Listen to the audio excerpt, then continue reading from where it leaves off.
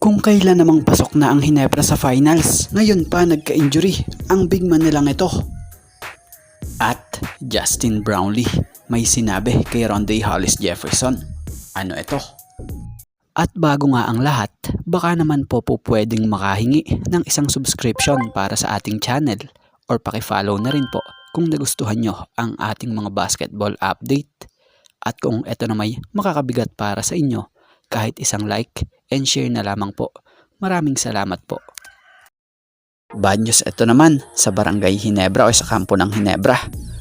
Dahil nadagdagan na naman ang injury sa team ng Hinebra kung kailan pa naman finals pa. Ang matindi pa niyan, big man na naman ang nabawas. Kung titingnan mo, walang kasiguraduhan kung maibabalik o makakabalik ba ito sa finals kontra TNT itong si Joe Devance. Dahil batay sa report nakuha or natamo pala ni Joe Devance ang injury na to sa Game 5 pa lang ng semis kontra SMB. Na siya nga pong aksidenteng tinamaan ni EJ Anosike ang SMB import na nagresulta ng injury.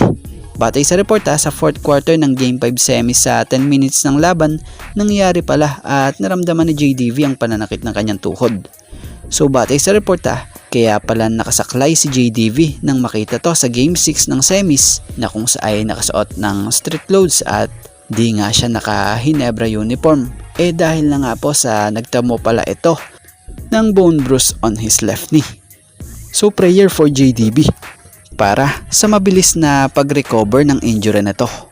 Sayang, siya pa naman yung inaasahang kapalitan ni Japet sa loob bilang frontline ng team. So malaking dagok ito at kawalan ngayon dito sa Hinebra sa finals kung hindi ito makakapaglaro. Pero kung kakayanin naman at makakapaglaro siya at makakahabol, magandang balita yan. Dahil mas masarap panoodin ang laban, 'di ba? Kapag buo at walang kulang na players sa kahit anong team dito sa liga, 'di ba? After makapasok ng Hinebra sa finals na kung saan pinataob nila ang SMB sa semis, naibahagi nga ni Justin Brownlee ang isang pahayag about sa makakabangga niyang import this finals na si Rondae Hollis Jefferson na kung saan ayon kay Justin Brownlee, believe siya kay Rondae Hollis Jefferson at deserve nga raw nito yung spot sa NBA. Dahil ayon sa pagkaka-describe nga ni JB, he is really good na kung saan naipakita nga nito at naipamalas sa ongoing PBA Governors Cup ang kanyang kakayahan. Kaya naman, deserve nga raw nitong makakuha ng roster spot sa kahit anong teams dito sa NBA. Matatandaan namang dati nang nakapaglaro si RHJ sa NBA bago pa man siya napadpad sa PBA na kung saan si RHJ ay isang drafted NBA player na kinuha ng Portland Trail Blazers taong 2015 bilang 23rd overall pick sa first round. Na kung saan nakapaglaro sa iba't ibang koponan din dito sa NBA gaya ng Brooklyn Nets, Toronto Raptors, and Portland Trail Blazers.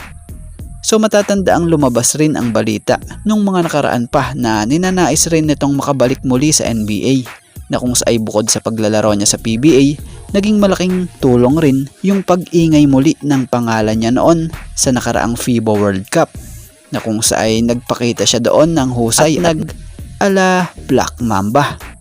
Kaya lang bagamat umingay man ang pangalan niya noon, pero wala ring nangyari at mukhang walang team sa NBA ang sumubok kumuha muli sa kanya. Kaya naman ngayon, eto't isa ang magiging kalaban niya sa finals ng PBA na si Justin Brownlee.